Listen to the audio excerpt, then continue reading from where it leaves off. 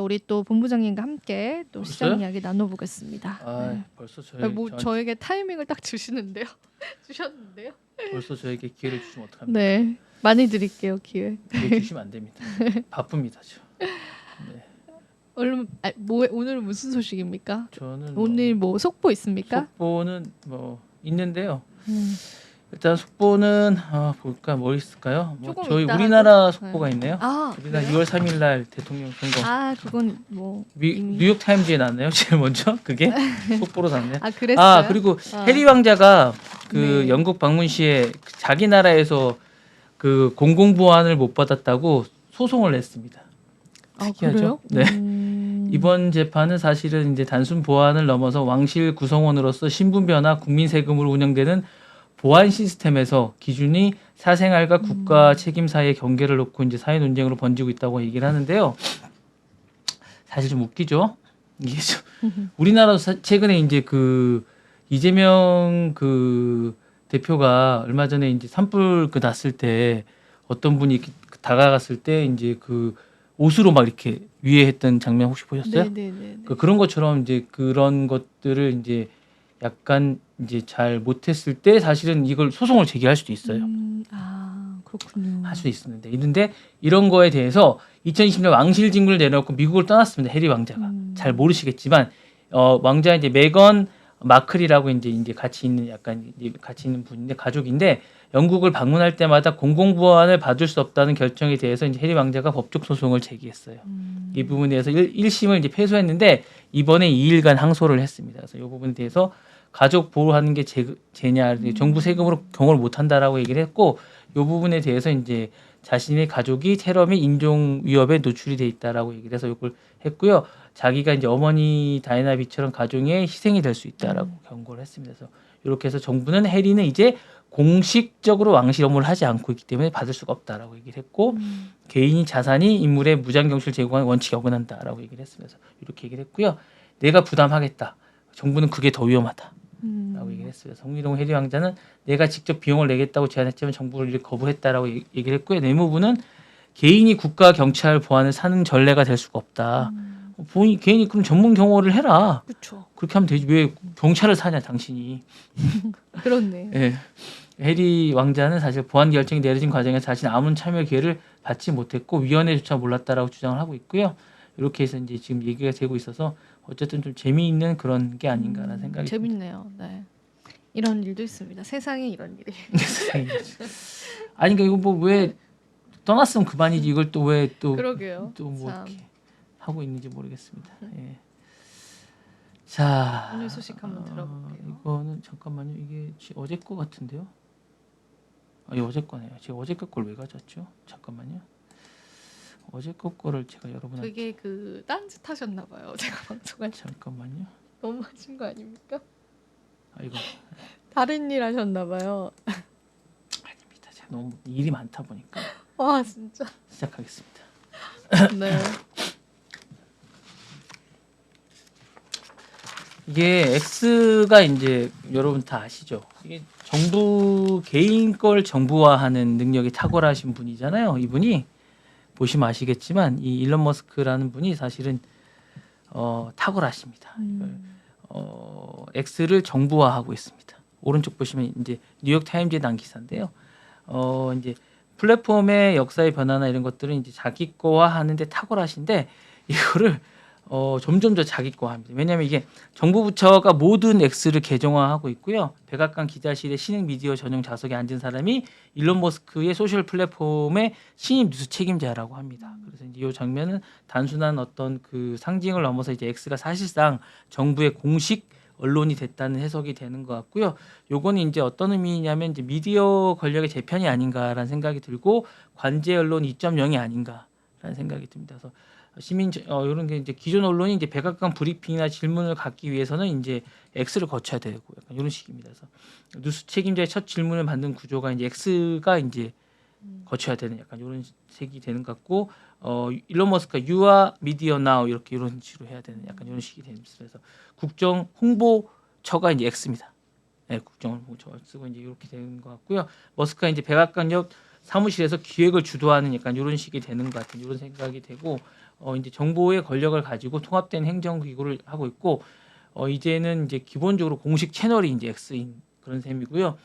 기본적으로 이제 모든 것들이 이제 X를 중심으로 돌아가는 게 아닌가라는 생각이 듭니다. 이제 여러 가지 많은 의미가 있는 것 같고 정보 미디어 경계가 좀 사라진 것 같습니다. 그래서 민주주의 전제 조건이 하나가 이제 권력과 언론의 분리인데 이제는 통합의 기능이 아닌가.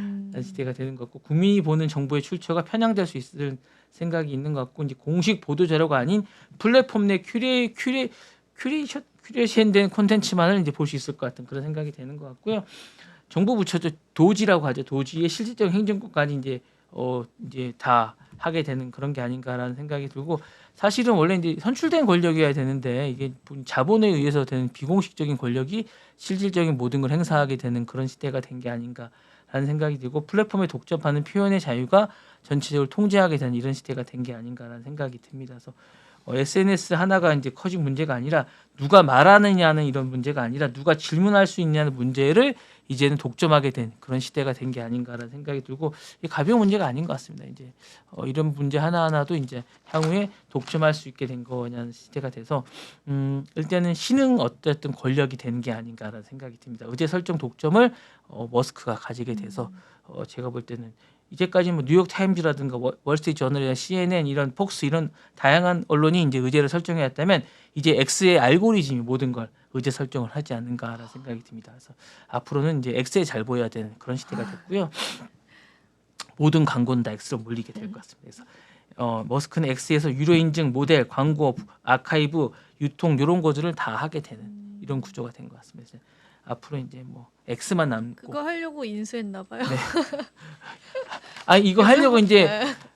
근데 트럼프한테 투자한 거죠. 네. 네, 투자한 거고 이제 국민 알고리즘 구조로 이제 모든 게 이제 바뀌게 되는 여론의 실체가 바뀌게 되는 게 아닌가라는 생각이고 여론이 더 극단적이고 단순화되고 몰입적이 되지 않을까라는 생각이 됩니다. 그래서 이렇게 될 것 같은 X의 확장은 단순한 SNS의 이제 팽창이 아니라 미국 민주주의와 매스미디어 기반으로 한 재편이 되는 게 아닌가라는 생각이 됩니다. 재편될 겁니다. 이렇게 될 거고 더 극단적이고 더 획일화되고 이렇게 될 것 같고요. 이제 질문할 수 있는 권리도 이제 X가 다 가져갔습니다. 여러분 이제 아무나 질문할 수 없습니다. 이제 독점의 시대가 됐습니다. 이제 모든 게 다. 여러분 조심하십시오. 나 X 쓰는데. 저는 X 안 씁니다. 이렇게 암호화폐 하나 쓰시는 분들이나 X 쓰지 아무나 쓰지 않습니다. 맞아요, 저 씁니다. 네. 암호화폐 쓰시는 분들만 씁니다. 조심하겠습니다. 아닙니다. 뭐 쓰세요. 뭐 저 추천드립니다. X는 예전에 쓰다가 제가 이제 페이스북이나 이런 거 유튜브 쓰면서 안 쓰게 됐습니다. X가 너무 이렇게 글자 수가 제한돼서 못 쓰겠더라고요. 네. 장문을 쓰면 잘 안 씁니다. 네. 다음 소식 전해드리겠습니다. 아니 구글이 약간 이상한 짓을 좀 요새 많이 하더라고요. 이게 뭐냐면 반독점 재판 이후에 직원들에게 이제 침묵 무건 수행을 하라고 이제 얘기를 했습니다. 이제 표면적으로는 기업 내부 커뮤니케이션의 이슈일처럼 보일지 모르겠지만 실제로는 플랫폼 자이언트가 갖는 공론의 통제의 욕망과 그것이 민주주의에 미치는 구조적인 어떤 긴장감을 드러내는 상징적인 사건인데요. 배경은 이렇습니다. 미국에서 이제 법무부와 이제 여러 주 정부가 이제 검색 독점에 관해서 이제 이렇게 제안을 했던 적이 있어요. 요거에 가서 이제 재판 중인데 공개적 발언을 자제하라라고 얘기했고 특히 사내 포럼에 인터뷰나 이런 어떤 커뮤니티에 글을 올리지 말라라고 제안을 했습니다. 그러다 보니까 내부 직원이 구글이라는 게 원래 이제 너무 자유롭고 커뮤니티에 뭘 많이 올리고 자유로운 토론의 장들을 많이 하는 대표적인 이런 곳입니다. 이렇게 너무 구글 본사를 가보셨던 분은 아시겠지만 너무 평온하고 너무 좋아요. 이런 데서 정말 근무하고 싶다. 애플하고 더불어서 정말 근무하고 싶다라는 게 있고요. 자전거도 무료입니다.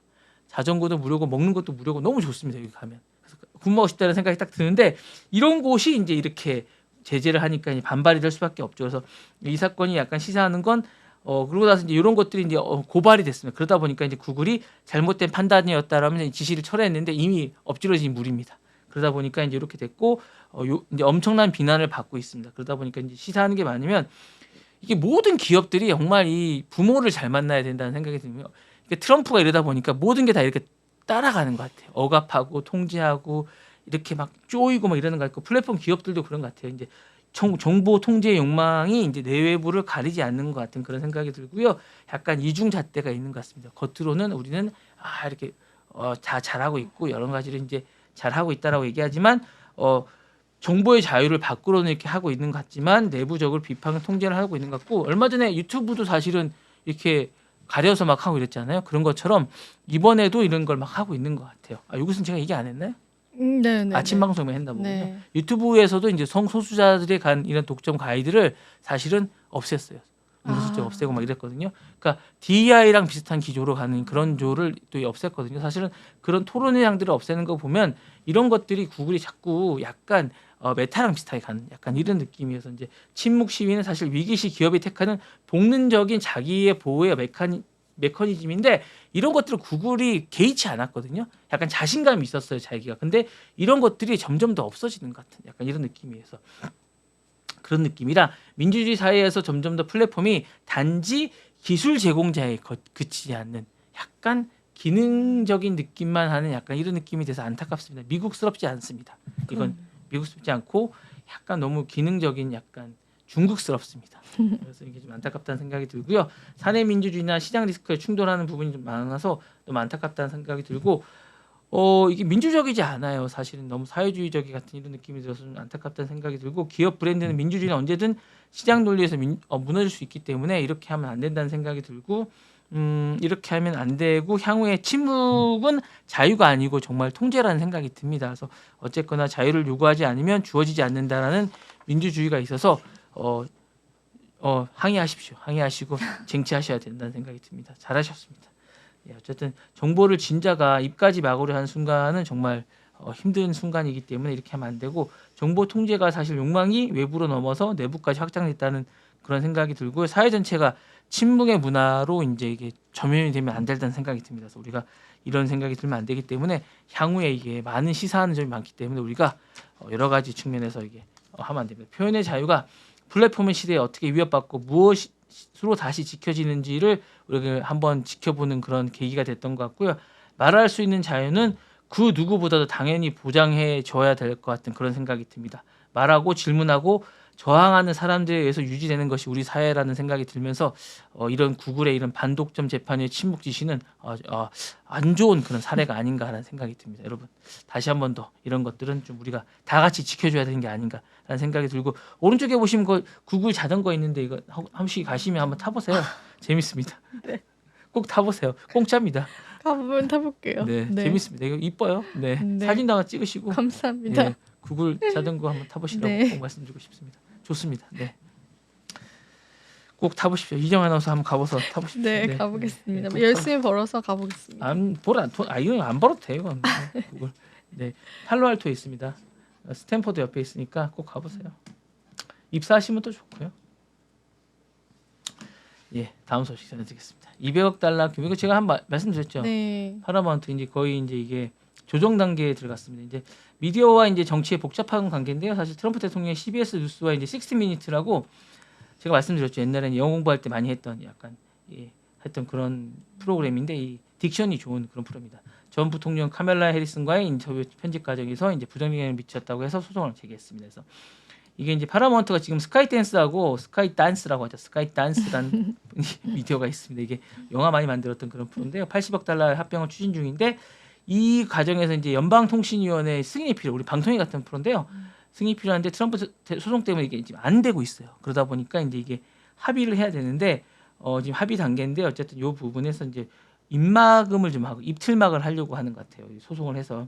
그래서 이제 지금 어쨌든 요렇게 소송을 하다 보니까 이제 강제적인 조정 단계고 어쨌든 합의를 하려고 합니다. 이게 사실 영향을 많이 미칩니다. 그동안 메타도 합의를 했죠. 어쨌든 X도 합의를 했습니다. 그 친한 X도 1,000만 달러를 주고 합의를 했어요.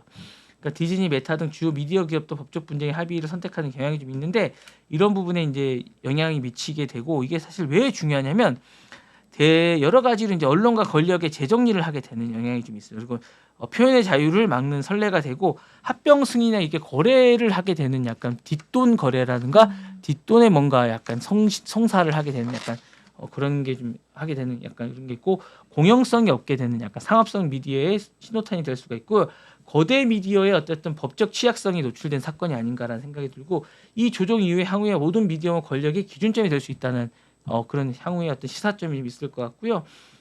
여러 가지 좀 있을 것 같은데 언론의 독립성과 표현의 자유가 어디에서 위협받고 어디로부터 지킬 수 있는가는 리트머스가 되는 게 아닌가라는 생각이 듭니다. 그래서 트럼프는 정확하게 언론이 어디가 약한지를 잘 아는 것 같아요. 아 그런 게 참 이 사람이 좀 약간 이분이 좀 사악한 게 아닌가 라는 생각이 좀 듭니다. 이런 부분에서 이런 부분이 있고 여러 가지 생태계 언론 생태계가 취약한 게 어떤 게라는 게 좀 있는 것 같습니다. 그래서 약간 자기한테 좀 친화적인 게 있어요. 폭스라든가 뉴스맥스라고 최근에 막 엄청나게 뛴 그룹 혹시 아세요? 아니요, 몰라요. 아 최근에 주가가 엄청나게 많이 뛴 게 그러니까 상장돼 가지고 엄청나게 많이 찾아보시면 아시겠네요. 근데 뛰었다가 또 폭락한 기업이 있습니다. 뉴스맥스라고 요게 있는데 요런 기업이 있고요.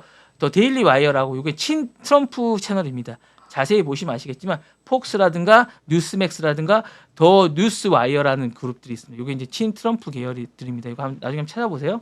그리고 이제 오히려 이제 요 친 트럼프가 아니고 진보 채널인데 이런 게 또 바뀌고 있는 게 있습니다.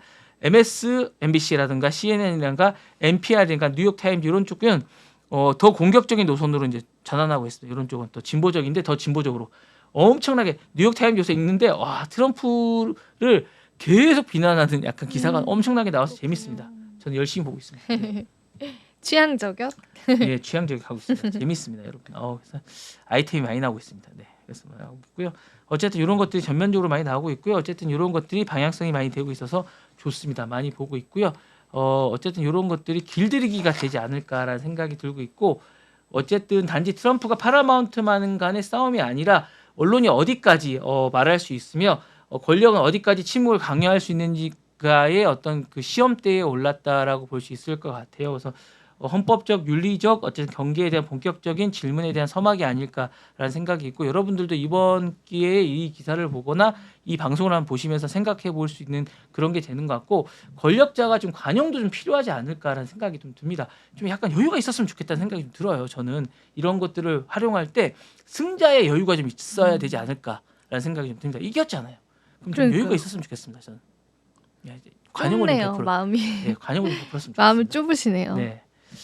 승자의 여유가 좀 있었으면 좋겠습니다. 그렇네요. 윤석열 대통령에게 좀 약간 이런 것도 좀 있었으면 예전에 좀 있었으면 어떨까 하는 생각이 좀 있고요. 좀 그런 것들이 많이 있는 것들이 여러 가지로 많이 있는 것들이 있으면 어떨까라는 생각이 좀 있으면서 많은 부분에서 이제 승자의 여유가 있으면 향후에 우리나라 대통령들도 이런 게 많이 있으면 어떨까라는 생각이 있고요. 대통령들에게는 이런 게 좀 많이 필요하지 않을까. 네, 과거의 대통령들과 향후의 대통령도 이런 게 많이 있으면 좋지 않을까라는 생각이 있습니다. 그래서 이런 부분들이 있으면 향후에 많이 좋지 않을까라는 생각이 듭니다. 예. 우리나라 향후의 대통령들도 윤석열 대통령뿐만 아니라 그전 대통령도 이런 부분을 많이 배워야 되지 않을까라는 생각이 있습니다. 관용의 마음. 예, 관용의 마음들이 많이 있으면 어떨까라는 생각이 있습니다. 네. 그런 생각이 있고요. 다음 슬라이드를 한번 보시죠. 네. 예, 이런 것들이 있습니다. 자, 트럼프 공정무역과 머스크 자유무역에 관한 이야기입니다. 이 부분이 좀 시사하는 게 좀 있는데요. 요게 이제 관세 정책 이후에 트럼프 행정부 내에서 이제 공정무역과 머스크 자유무역 힘겨루기가 나오고 있습니다. 이 부분에 관한 것들이 있는데요. 관세를 놓고 미 행정부 내부나 강경파와 실용주의파 간에 이제 긴장감이 좀 돌고 있어요. 이 부분에 관해서 서로가 이제 막 싸우고 있는 그런 내용들입니다. 사실 트럼프 행정부에서 이제 공정무역에 관해서 관세를 부과해야 된다는 내용이 좀 있고요. 이거는 이제 나발로라고 이제 그 안에 있는 분이 있습니다. 그 분하고 이제 머스크는 이게 자유무역으로 가야 된다라고 주장을 하고 있다고 합니다. 그래서 트럼프 대통령 쪽과 이제 이 부분이 충돌을 하고 있다고 합니다. 피터 나바로라고 이 분은 이제 그럴 왜 그냥 공정무역이 돼야 된다. 우리 지금 적자가 심하기 때문에 적자를 메꾸기 위해서는 가야 된다는 얘기를 하고 있고 머스크 쪽은 글로벌 기업은 관세 정책에서 심각한 공급망 비용 부담 우려가 있다. 이거 지금 이렇게 계속 가면 망한다라고 얘기를 하고 있기 때문에 이 부분에서 계속 싸우고 있다고 얘기를 합니다. 그래서 이 부분이 이제 향후에 어떤 의미를 가질지에 대해서 계속 다투고 있고 이 부분은 트럼프의 관세 정책이 나오면서부터 계속 이야기가 나오고 있다고 합니다. 그래서 이게 여러 가지 중요하고 있고 행정부 내에서 경제 철학이 이례적으로 상황이 충돌하고 있다라고 합니다. 이게 다 트럼프를 지지하고 있는 건 아니라고 합니다. 그래서 트럼프 행정부의 공식 고문인 머스크가 공개적으로 충돌한다는 의미에서 여러 가지로 의미가 있는 거고요. 미국 우선주의 경제 모델과 글로벌 공급망의 경제 모델이 정면으로 대립하는 게 아닌가라는 생각이 듭니다. 그래서 트럼프의 제조업 보호과 일자리를 위한 고강세 정책을 통해서 미국 안에서 만들고 미국의 소비를 고수하는 이런 것들이 있는데 반면 머스크는 테슬라, 스페이스X, 스타링크, xAI가 전 지구적인 공급망과 소비에 의존하는 초국가적인 기업 모델을 기반으로 움직이다 보니까 이 두 개가 충돌하는 거죠. 그래서 이 부분에 대해서 있고 어쨌든 이게 글로벌 기업들이 좀 이따 제가 말씀드릴 텐데 타격을 너무 많이 입고 있다고 합니다. 지금 이게 뭐 좀 있으면 나아진다고 하는데 그때까지 못 기다릴 것 같아요. 그래서 이 부분에 대해서 어떻게 갈지를 좀 봐야 될 것 같고 관세 정책은 기업 생태계 전반에 충격을 너무 많이 준다고 합니다. 그래서 이 부분에 대한 고민이 너무 많고 기술 혁신과 투자 유치에 부정적인 신호가 될 수 있을 것 같고 미국 동맹 외교가 사실은 이게 지금 어떻게 될지 잘 모르겠어요. 이게 동맹을 해야 하는 게 지금 단기적으로는 미국에게 뭐 이익이 될지 모르겠지만 향후에 이게 어떻게 될지 잘 모르겠습니다. 그래서 이런 게 좀 있을 것 같고 머스크가 지금 사실 기업가가 아니고 정책 행위자잖아요. 이게 지금 행위자가 이렇게 하는 것들이 향후에 어떤 영향을 미칠지도 잘 모르겠으면서 이 부분이 어떻게 하는지가 잘 모르겠다는 생각이 좀 들고 요게 이제 어쨌든 정책이 권력자가 머스크인데 이 머스크가 움직였다는 점에서 향후에 어떻게 할지 좀 지켜봐야 되는 게 아닌가라는 생각이 듭니다. 네. 요게 좀 얘가 좀 궁금합니다. 아니 애플하고 델은 좀 이해가 돼요. 하드웨어니까. 근데 메타가 지금 엄청나게 떨어졌어요. 네, 정말 궁금합니다. 이제 이거를 이제 뉴욕 타임즈가 분석을 했더라고요. 왜 메타 같은 하드웨어 제조업이 아닌 디지털 플랫폼이 트럼프 관세에서 떨어지는가라는 생각이 있는데 직접적인 원인은 이렇다고 합니다. 이제 매출 구조가 좀 있는데 광고 비즈니스랍니다. 기본적으로 광고를 주로 하잖아요. 그러다 보니까 광고주 상당수가 중국 동남아의 글로벌 상거래 업체라고 합니다. 그러다 보니까 이 중국 쪽이군요. 네, 또. 그러니까 이제 뭐 쉐인이라든가 테무라든가 이커머스 업체인데 이런 그러네요. 부분들이 일단 엄청나게 피해를 보고 있다. 왜냐하면 일단 막았잖아요. 그쪽이 맞네요. 일단 $800 그걸 그럼 하면서 광고를 할 필요가 없죠. 할 필요를 못 하게 네. 되는 거죠. 그래서 막았고 관세 정책으로 이제 34%의 관세를 부과하다 보니까 더 미니미스라고 조항 철폐했잖아요. 네. 일단 여기가 수익 관세 대상이 보니까 이커머스 업체가 광고가 엄청나게 줄어서 못 하게 됐어요. 광고를 못 해요. 그리고 우리나라도 사실은 이 주 고객이었는데 못 해요. 그러니까 엄청나게 줄어들게 되고 그다음에 글로벌 소비나 공급망의 플랫폼이 이중 취약성이 좀 있다고 합니다. 물리적인 상품을 만들지 않지만 글로벌 공급망을 타고 소비가 이제 깊이 연결되다 보니까 중국, 동남아, 유럽 중소 브랜드들이 타깃 광고를 하는데 안 하게 됩니다. 그리고 소비자들이 유저들이 광고 클릭을 안 합니다. 그리고 관세 효과를 국경세나 이런 걸 하는데 ROI라고 있는데 이게 이제 하락하게 됩니다. 그리고 물리적 수입이나 디지털 광고 실시간 연결되는데 취약성을 하게 되고요. 어쨌든 디지털 플랫폼도 무역 장벽에 취약하다는 게 이제 나오게 되는 거죠. 그렇네요. 의외인 것 같아요. 이거는 생각하지 네, 못했던. 그러니까 어쨌든 다- 트럼프의 차들이 다 다 힘든 거예요. 상품 네. 유통의 반사 작용이 일어나고 야. 있고 글로벌 소비의 플랫폼도 취약하다라는 게 드러났고요. 플랫폼 매출이 다변화가 국가 리스크로 이제 바뀔 수 있다라고 생각이 드는 겁니다. 이게 트럼프가 좀만 버티면 된다라고 생각하지만 그렇지 않다는 거죠. 예. 그게 드러나지 않고 본인이 예상하는 그리고 이제 이런 거 있습니다. 본인이 리쇼링을 할 수 있다라고 생각했잖아요. 리쇼링이 안 된다는 거죠. 예. 왜냐하면 그렇게 안 될 수 있을 가능성이 되게 높다는 생각이 듭니다. 공장에 안 올 가능성이 상당히 높아요. 네. 그렇게 안 될 가능성이 상당히 높다는 생각이 들고 오히려 더 반대일 가능성이 높습니다. 왜냐하면 관광 같은 게 안 올 가능성이 상당히 높아요. 그래서 이게 오히려 그분들에게 그게 더 전가될 가능성이 높습니다. 소비자들한테. 예. 네. 그래서 시장 매출 타격이 더 먼저 반응하게 되고 메타 같은 경우에 분기 광고가 엄청나게 줄 가능성이 있습니다. 그래서 뭐 하루에 몇백억 달러씩 매출이 막 줄고 날아가고 그러고 오늘 보니까 하루에 6,400억 달러가 날아갔다고 그러더라고요. 애플은 네. 예, 훅훅 날아가더라고요. 뭐 이렇게 순식간에 그 돈이 뭐 이렇게 깜짝 나. 시총이 어마어마하죠. 글로벌 자본주의의 네, 보호 맞아요. 무역이 얼마나 취약한지 이렇게 나타난 거라는 생각이 들고요. 사실은 테크 기업이 보호 무역 시대 리스크 분산이 아닌 집중 구조로 나타난 거기 때문에 얼마나 취약한지를 알 수 있다라는 생각이 들고 이 부분이 콘텐츠 비즈니스가 아니라 글로벌에 이게 다 연결돼 있다는 거. 이게 하나가 아니라 다 이게 서로가 이제 촘촘히 연결돼 있다라는 생각이 들고 사실은 이게 서로가 다 도미노처럼 다 돼 있다라는 생각이 들고 이제 정지 리스크 해지가 안 된다는 거야. 리스크 해지가 안 된다는 거예요.